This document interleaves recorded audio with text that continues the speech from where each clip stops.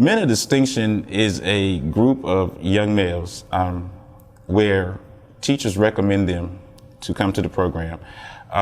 And what we try to do is build their self-esteem, let them feel part of the school organization, and let them understand that they can achieve greatness.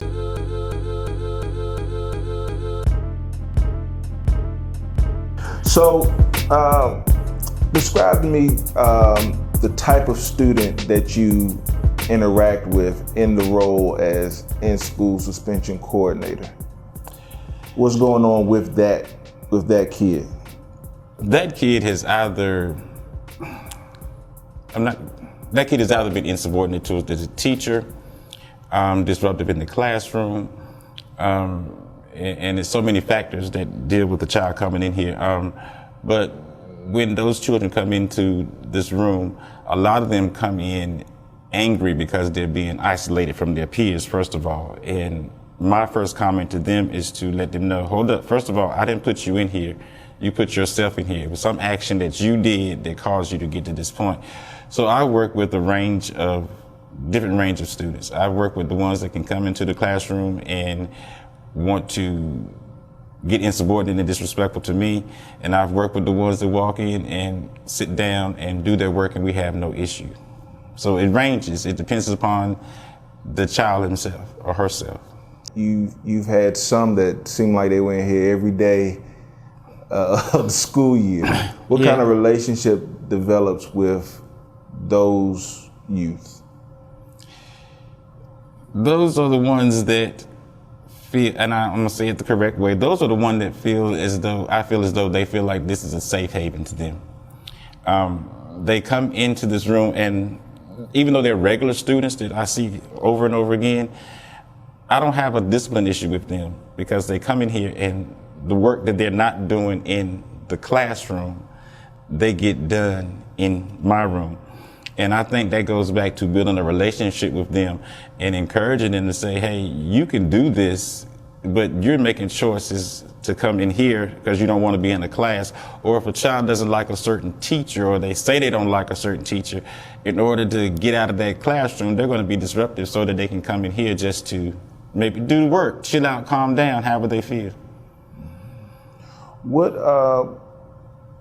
kind of trust has that built for you between your fellow teachers? I think that my peers respect me enough to know where I'm headed with the student. A lot of times, a teacher will bring a student to me to talk to them before they even do a discipline referral on them, to just get them to understand what they need to do in the classroom. I don't go over into their line trying to teach them how to do math, language arts, and social studies, and they don't come in here trying to tell me how to do my room. It's just a relationship that we've built through the years, and we know who can do what and who's going to do what. And I think that I respect all my peers that I work with. I think they're outstanding. I think Southern has an outstanding faculty and staff. And it amazes me to have been here this long and to see the changing in teachers and people come in and they're like, get to know me, and it's like, okay, I'm gonna send him to Mr. Poole just so Mr. Poole can talk to him. So we build that relationship of trust, and we're here for the common goal, and that's just the child. So that's our first priority. So. Okay. So at some point, after you came back and started in your role as ISS coordinator, you developed a program called Men of Distinction. What year was that you developed Men of Distinction? I can't even tell you the year it was. I know we've been doing it 20 years, 19 to 20 years. I think I can't even tell you what year, but it's 19 to 20 years since we've been doing Men of Distinction. Okay. What is Men of Distinction? Men of Distinction is a group of young males where teachers recommend them to come to the program. And what we try to do is build their self-esteem, let them feel part of the school organization, and let them understand that they can achieve greatness. So we do different caliber of lessons throughout the school year with them to strengthen their skills. We teach them a motto, that they respect for each other, respect your brother. And we also try to teach them that they're their brother's keeper. So we say that is, if you see your brother doing something wrong, tap your brother on the shoulder and say, hey man, you know, we don't do that. And it worked. I was surprised to see it work, but it did work.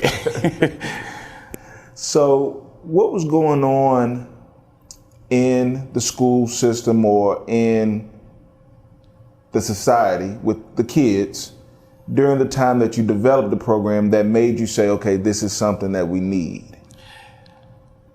Actuality, the program was developed by three of us. Howard Johnson was our assistant principal at the time, and Phyllis McIver was the guidance counselor. And Mr. Johnson came to me and he said that he wanted me to head up an organization dealing with 12 guys who were at-risk black males. At the time, what was going on was the white T-shirt controversy, where if you wore a white T-shirt, you were considered a gang member. So a lot of these kids were being considered gang members, and they actually weren't. Also, these boys had the potential to be successful, but they weren't given their best. So he came to me with the concept and idea, and he said, you know, let's just take these 12 boys in and see what we can do with them, and we'll build from there. So we started with the 12, and that's why we got started. At what point did it become like a signature Southern middle school thing? That took some years, because anything that you start is not going to explode into this big thing overnight. After we started with the 12, the next year he said, let's turn it into a club per se. So we invited in 20 more kids, and from that point it just started to grow. I have to say that, and I'm gonna give him his props, I have to say that Dwayne Johnson, when he served as president of Men of Distinction, it was something about that year that I could see a change. Because we not only started to deal with our at-risk students, but we started to bring in our honor roll students, and we started to bring in Hispanics, and we started to bring in white students, white males, and it started to change. Because I think that year, with the leadership that we had from Men of Distinction, that Dwayne had already established that the goals of what a man of distinction was. So when the kids saw that he had the passion, the rest of them started to flow and have the passion. So I think that really when we started to evolve and explode to a way that we are where we are today.